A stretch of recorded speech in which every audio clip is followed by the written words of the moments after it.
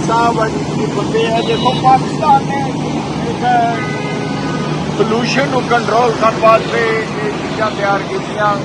ਤੁਹਾਨੂੰ ਦਿਖਾ ਰਹੇ ਹਾਂ ਕਿ ਇਹ ਦੇਖੋ ਪਾਕਿਸਤਾਨ ਦੇ ਵਿੱਚ ਜਿਹੜਾ ਟਰੱਕਾਂ ਦੇ ਰਾਹੀਂ ਇੱਕ ਫੁਆਰਾ ਛੱਡਿਆ ਜਾਂਦਾ ਪਾਣੀ ਦਾ, ਜਿਹਦੇ ਵਿੱਚ ਕਿ ਜਿਹੜਾ ਪੋਲੂਸ਼ਨ ਆ ਉਹ ਡਾਊਨ ਹੋ ਜਵੇ ਤੇ ਡਸਟ ਆ ਜਿਹੜੀ ਉੱਡ ਰਹੀ ਉਹ ਡਾਊਨ ਹੋ ਜਾਂਦੀ ਹੈ। ਇੱਕ ਨਵਾਂ ਸਿਸਟਮ ਪਾਕਿਸਤਾਨ ਦੇ ਵਿੱਚ ਕੱਢਿਆ, ਕਿਸੇ ਕੰਟਰੀ ਦੇ ਵਿੱਚ ਹੋਰ ਨਹੀਂ ਮੈਂ ਦੇਖਿਆ ਹੈਗਾ। ਜੇ ਦੇਖਿਆ ਹੋਵੇ ਤਾਂ ਤੁਸੀਂ ਦੱਸੋ ਕਿ ਇੱਕ ਬਹੁਤ ਫਸਟ ਕਲਾਸ ਚੀਜ਼ ਆ ਕਿ ਥੱਲੇ ਇੱਕ ਜਨਰੇਟਰ ਲੱਗਾ ਹੋਇਆ, ਰਿਮੋਟ ਕੰਟਰੋਲ ਦੇ ਨਾਲ ਉੱਤੇ ਜਿਹੜਾ ਪੱਖੇ ਦੇ ਨਾਲ ਪਾਣੀ ਘੁੰਮਦਾ ਉਹ ਘੁੰਮ ਰਿਹਾ, ਆਲੇ ਦੁਆਲੇ ਘੁੰਮ ਰਿਹਾ ਤੇ ਦੂਰ ਤੱਕ ਉਹ ਫੁਆਰਾ ਪੈ ਰਿਹਾ।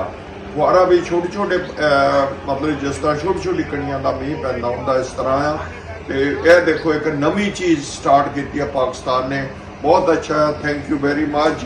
ਤੇ ਆਪਾਂ ਹਰ ਇੱਕ ਕੰਟਰੀ ਦੇ ਵਿੱਚ ਇਸ ਤਰ੍ਹਾਂ ਹੋਣਾ ਚਾਹੀਦਾ, ਜਿਵੇਂ ਕਿ ਪੋਲੂਸ਼ਨ ਵੱਧ ਰਹੀ ਆ ਉਸ ਪੋਲੂਸ਼ਨ ਨੂੰ ਹਟਾਉਣ ਵਾਸਤੇ ਤਾਂ ਕਿ ਸਾਹ ਅੱਛਾ ਆਵੇ ਤੇ ਪਾਣੀ ਜਿਹੜਾ ਆ ਪਾਣੀ ਸ਼ੁੱਧ ਮਿਲੇ, ਇਨਸਾਨ ਨੂੰ ਆਪਣੀ ਜ਼ਿੰਦਗੀ ਗੁਜ਼ਾਰ ਸਕੇ।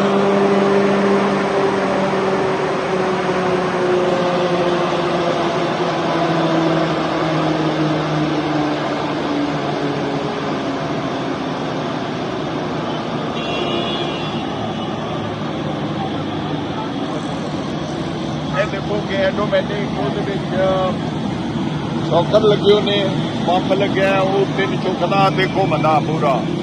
ਇਹਦੇ ਥੱਲੇ ਜਨਰੇਟਰ ਲੱਗਾ ਹੋਇਆ, ਜਨਰੇਟਰ ਦੇ ਨਾਲ ਇਹ ਕੀ ਆ ਕਿ ਜਿਹੜਾ ਪੋਲੂਸ਼ਨ ਸਿਟੀ ਦੇ ਵਿੱਚ ਹੋ ਰਿਹਾ ਉਹਨੂੰ ਦਬਾ ਰਿਹਾ ਪਾਣੀ ਸਪਰੇ ਕਰਕੇ।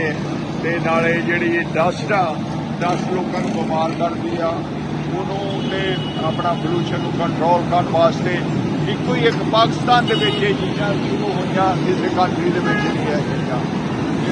ਇਹੋ ਜਿਹੇ ਸਿਸਟਮ ਆ ਜਿਹੜੇ ਹਰ ਇੱਕ ਕੰਟਰੀ ਦੇ ਵਿੱਚ ਹੋਣਾ ਚਾਹੀਦੇ ਆ।